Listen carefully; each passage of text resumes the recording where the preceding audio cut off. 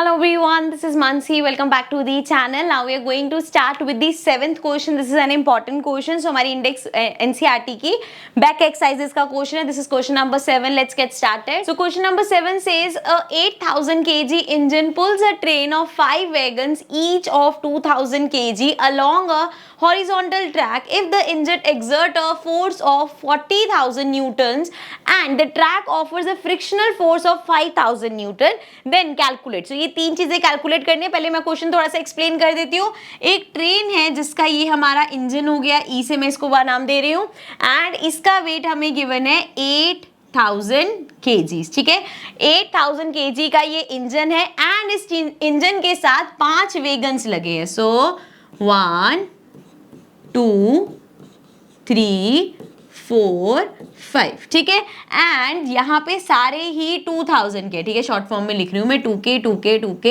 And 2K, सारे 2,000 kgs के हैं. ठीक है जी. सो अब हमें यहाँ पे बताना है. अब देखो, पहले हमें जो गिवन है वो देख लेते हैं. इंजन फोर्स लगा रहा है 40,000 का. अब ट्रैक जो है वो भी तो फ्रिक्शन कॉज कर रहा होगा, वो फोर्स लगा रहा है 5,000 न्यूटन का. तो पहले पार्ट में हमें निकाला है द नेट एक्सेलरेटिंग फोर्स. अब एक्सेलरेटिंग फोर्स क्या होगी? देखो, एक हमें ये चीज पता है कि एक फोर्स यहां से लग रहा है, एक फोर्स यहां से लग रहा है. दोनों ऑफ कोर्स अनबैलेंस फोर्स है, सेम तो नहीं लग रहा. दोनों में गिवन है 40,000 का लगा रहा है और एक 5,000 का है. अब मूवमेंट किससे होगी? अगर तो दोनों बराबर होंगे तो वो बैलेंस्ड फोर्स हो जाएगा एंड कोई भी एक्सेलरेशन नहीं होगी. लेकिन यहाँ पे एक 40,000 का लगा रहा है, एक 5,000 का लगा रहा है, तो क्योंकि यहाँ पे डिफरेंस है, अनबैलेंस है, तभी एक्सेलरेशन हो पा रहा है. अभी नेट एक्सेलरेशन कितना हो रहा है? 40,000 का फोर्स एक तरफ से लग रहा है, 5,000 का एक तरफ से लग रहा है. 40,000 में से 5,000 जो कैंसिल हो रहा है उतना हटा दो, 35,000 जो बचेगा वो हमारा होगा नेट एक्सेलरेशन फोर्स के. इस इतने फोर्स से वो एक्सेलरेट कर रहा है. सो ए पार्ट हमारा हो जाएगा net acceleration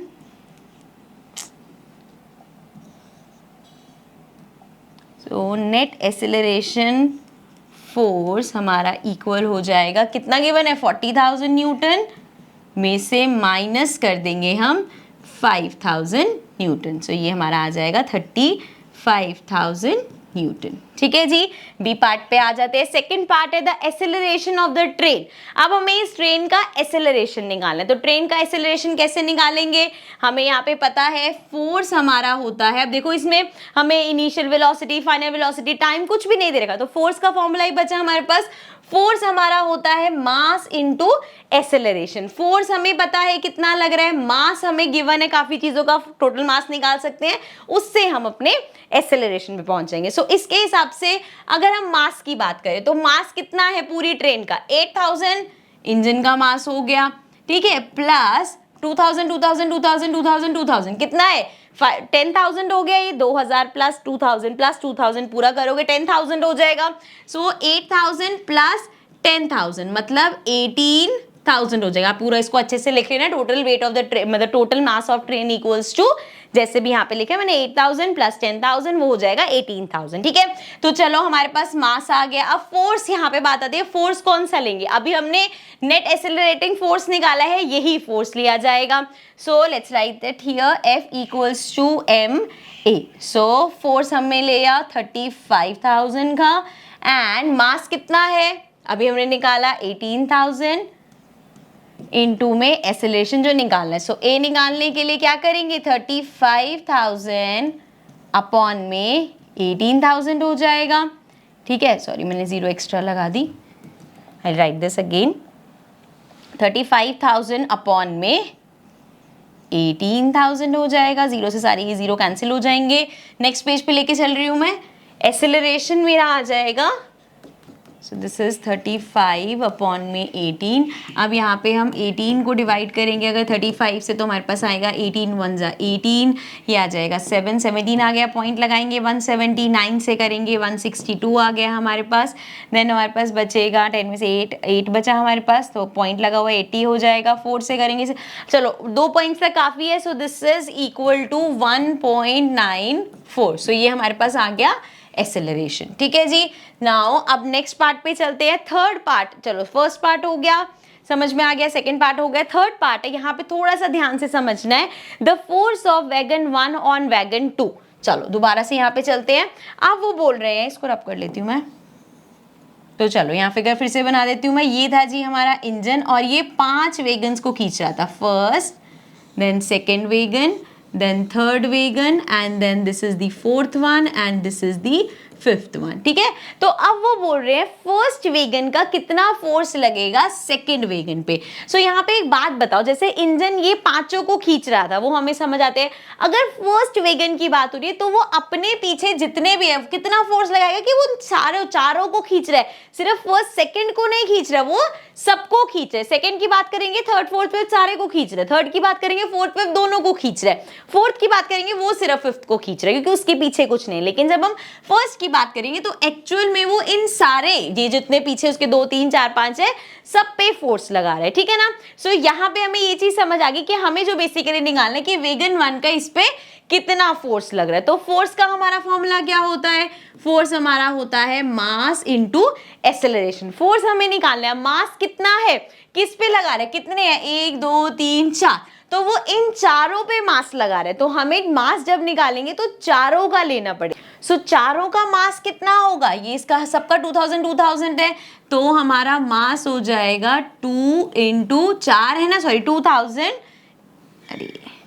2000 into 4 which is 8000। समझ में आया ये क्या किया मैंने, एक बार फिर से बताती हूँ। हम यहाँ पे देख रहे हैं जो 1 नंबर वेगन है वो इन चारों को खींच रहा है, तो कितना मास खींच रहा है वो 2000 इसका, 2000 इसका, 2000 इसका, 2000 इसका।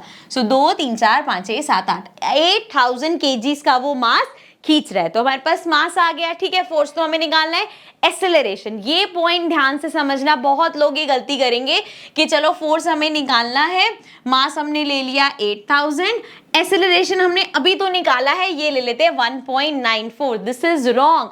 आप 1.94 एक्सेलरेशन कैसे ले सकते हो, जब हमने ये जो एक्सेलरेशन निकाला है ये हमने पूरी ट्रेन का निकाला है, लेकिन जब हम लास्ट पार्ट पे आए तो वो सिर्फ वेगन्स की बात कर रहा है, उसने इंजन का पार्ट तो निकाल ही दिया।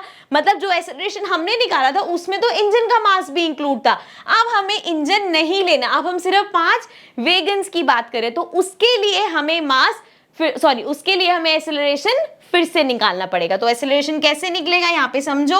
Again F equals to M A, तो फोर्स कितना है, अच्छा फोर्स तो हमारा नेट फोर्स तो उतना ही लगेगा ट्रेन पे, तो कितना फोर्स है हमारा, हमने अभी निकाला था ना 35,000। So this is 35,000 equals to, अब मास कितना है, अब हम यहाँ पांचों की बात कर रहे हैं तो पांचों का मास कितना होगा 10,000। सो ये आ गया 10,000 एंड इनटू एक्सेलरेशन। सो यहाँ से अगर हम ए निकालेंगे सो वो आ जाएगा 35,000 अपॉन में 10,000, 0 से 0 कैंसिल हो जाएंगे, 35 अपॉन 10 इक्वल्स टू हो जाएगा 3.5। सो मतलब एक्सेलरेशन 3.5 लेंगे। सो यहाँ पे ले लिया हमने 3.5, इसको मल्टीप्लाई कर लेते हैं। 35 को 8 से मल्टीप्लाई कर रहे हैं हम, 8 5 40, देन 8 3 24, 25 26 27 28, सो ये आ गया 280।